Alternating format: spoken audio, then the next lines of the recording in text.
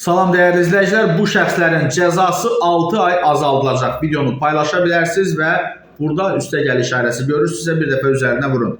Amnistiya nəticəsində cəzası azaldılacaq şəxslərin dairəsi müəyyənləşib. Bu parlamentin plenar iclasında müzakirəyə çıxarılan konstitusiya və suverenlik ili münasibəti ilə amnistiya elan edilməsi haqqında Milli Məclisin qərarında əksini tapıb. Aşağıdakı məhkumların cəzası 6 ay azaldılacaq.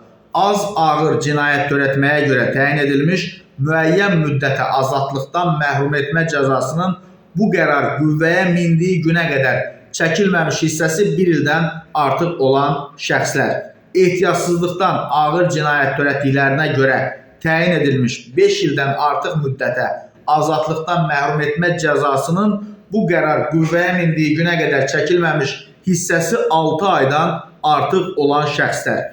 Bu halda amnistiya aktlarının tətbiqinin məhdudlaşdırılması haqqında qanuna əsasən barəsində amnistiya tətbiq edilməyənlər istisna olacaq.